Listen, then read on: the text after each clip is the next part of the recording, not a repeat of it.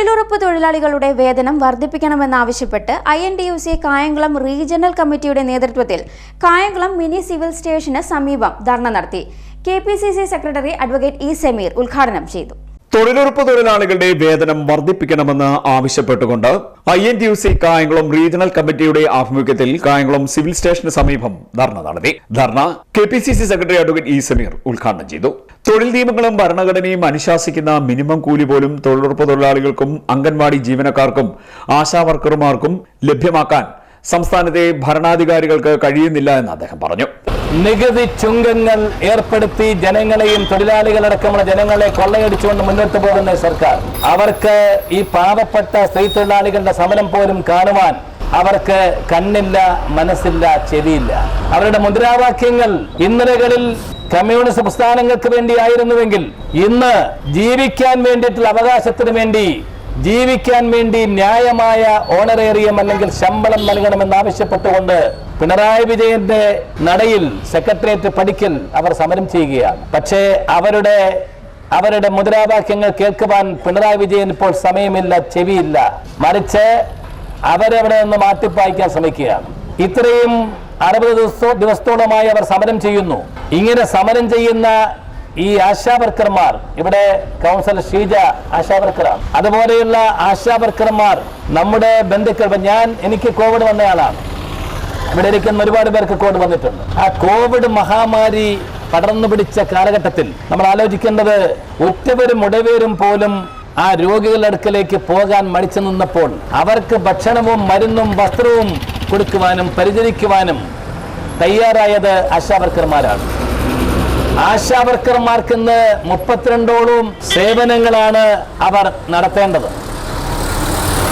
പകലന്തിയോളം എന്ന് മാത്രമല്ല, രാത്രി 10 മണി വരെ ഇന്നവർ ജോലി ചെയ്യുകയാണ്. അവർ കളക്ട് ചെയ്യുന്ന ഓരോ വീടാന്തരം കയറിയിറങ്ങി അവർ സർക്കാർ നിർദ്ദേശിക്കുന്ന, തദ്ദേശ സ്വയംഭരണ സ്ഥാപനങ്ങളുടെ നിർദ്ദേശിക്കുന്ന ഓരോ കാര്യങ്ങളും INTUC regional president C Santhosh Kumar അധ്യക്ഷത വഹിച്ചു.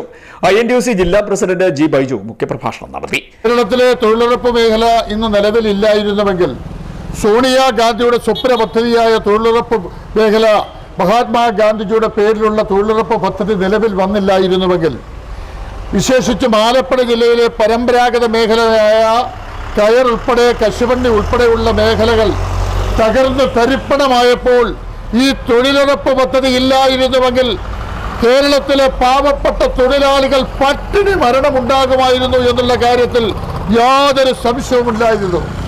ആ മേഖലയിൽ പണിയെടുക്കുന്ന തൊഴിലാളികൾക്ക് നാമമാത്രമായ ശമ്പളമാണ് കൊടുക്കുന്നത്. കേരളം ഭരിക്കുന്ന ഗവൺമെന്റ് 700 രൂപ മിനിമം വേജസ് കൊടുക്കണമെന്ന് പ്രകടന പത്രികയിൽ പറഞ്ഞിട്ടുള്ള ഒരു ഗവൺമെന്റാണുള്ളത്. എന്നാൽ ഇപ്പോഴത്തെ സ്ഥിതി എന്താ? INTUC വളരെ വ്യക്തമായി ആവശ്യപ്പെടുന്നു, തൊഴിലുറപ്പ് മേഖലയെ സംരക്ഷിക്കുവാൻ ഇതര സംസ്ഥാനങ്ങളിൽ ഇതിലും മികച്ച വേതനം നൽകുമ്പോൾ തൊഴിലുറപ്പ് മേഖലയെ സംരക്ഷിക്കുവാൻ മികച്ച വേതനം തൊഴിലുറപ്പ് തൊഴിലാളികൾക്ക് നൽകണമെന്ന് INTUC ആവശ്യപ്പെടുന്നു. അതുപോലെ തന്നെ വിവിധ മേഖലകളിൽ നമ്മുടെ പണിയെടുക്കുന്ന പാവപ്പെട്ട, ഇവിടെ കബീർ സൂചിപ്പിച്ചു, ക്ഷേമനിധി ബോർഡുകളെ ഗവൺമെന്റ് തകർത്തിരിക്കുന്നു. അതേപോലെ തന്നെ 108 ആംബുലൻസിലെ ജീവനക്കാർക്ക് പോലും കൃത്യമായി ശമ്പളം കൊടുക്കുന്നില്ല. ആലപ്പുഴ ജില്ലയിലെ പരമ്പരാഗത വ്യവസായം UDF കായംകുളം നിയോജക മണ്ഡലം കൺവീനർ AM കബീർ, INTUC നേതാക്കളായ S Rajendran, Suresh Ambakkad, Hassan Koya, P Sanuj, Sunil Ponnalayam, MG Mohankumar, Y Haris, R Bhadran, Santhosh Veluthedath, Ashim Sait, Shija Rasheed, Vidyadharan തുടങ്ങിയവർ സംസാരിച്ചു. CDNet news Kayamkulam.